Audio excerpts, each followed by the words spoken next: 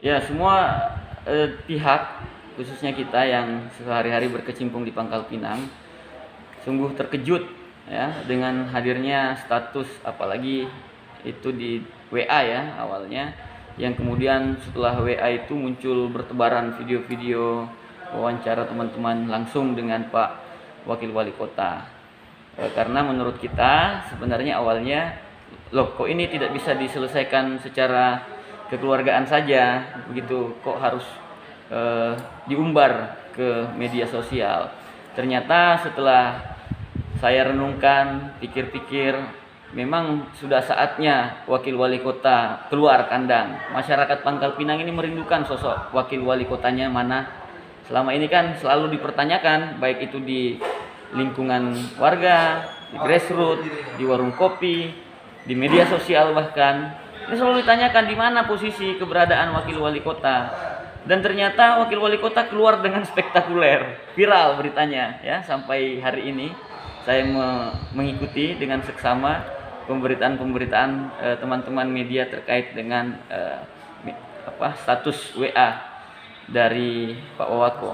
Nah, secara kelembagaan dari DPRD itu sendiri Bang, seperti apa itu melihat sisi ini? Kan seharusnya intern ya, atau secara ya, moral? kalau secara kelembagaan kita berusaha bijak ya,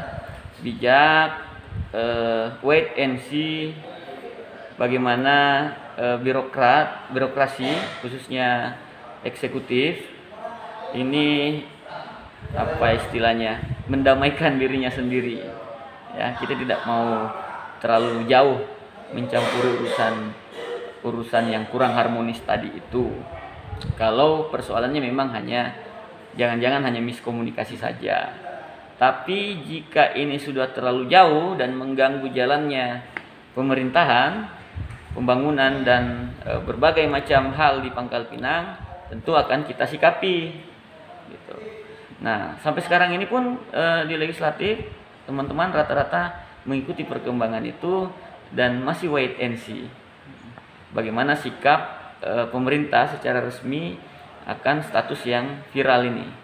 Tapi secara moral berarti Abang mendukung ya apa yang dilakukan Pak Wawako? Secara moral dan secara politis kita tentu mendukung. Nah, karena proses-proses kebijakan, agar kebijakan pemerintah kota khususnya, agar didapatkan kebijakan yang berkualitas, kemudian aspiratif, tentu harus berasal dari bukan hanya kepala daerah, tapi juga wakil kepala daerahnya. Kalau peran wakil kepala daerah selama ini memang secara normatif diatur di Undang-Undang 23 tahun 2014 tentang pemerintahan daerah. Nah, di sana diatur posisi wakil wali kota sebagai pembantu wali kota. Posisi wakil kepala daerah sebagai pembantu kepala daerah. Namun memang secara kebijakan tetap wakil wali kota tergerus melalui hadirnya undang-undang tersebut. Karena apa? Setiap memposisikan diri hanya sebagai pembantu, artinya cuman menjadi follower ya, menjadi perpanjangan tangan kepala daerah. Setiap kebijakan yang diambil harus sepengetahuan kepala daerah, karena di sana ditentukan bahwa kebijakannya itu harus melalui SK, surat keputusan kepala daerah. Itu coba teman-teman dalami di pasal 66. Secara normatifnya begitu.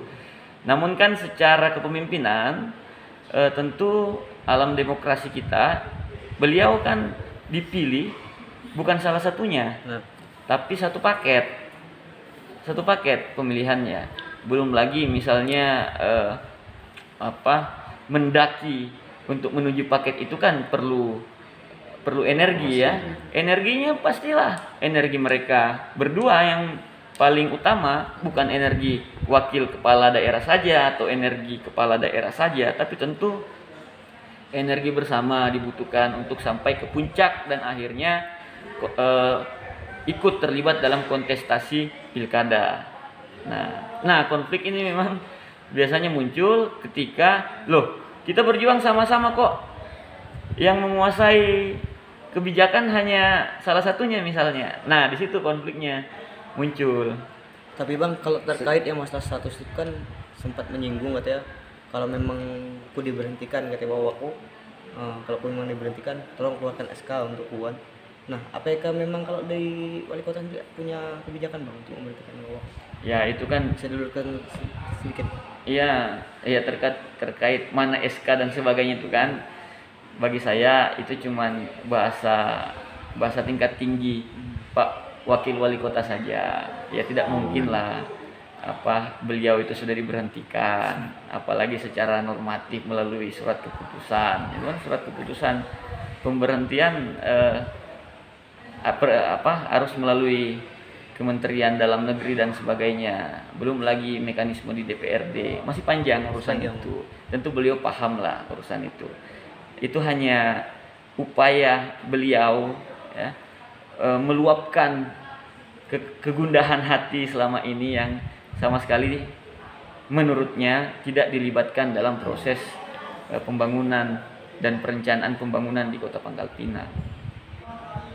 Seperti apa Ya, tanggapannya?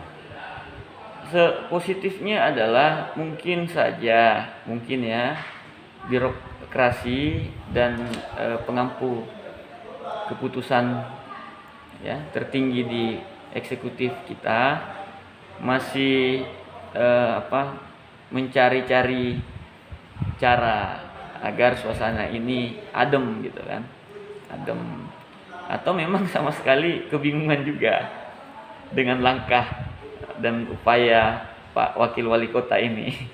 Apa gitu nanti? Saya secara pribadi berharap sebenarnya sudah ada komunikasi walaupun tidak terpublish gitu. Tapi kalau betul tidak ada komunikasi sama sekali, kesannya dicuekin, bagi kita ini agak keterlaluan.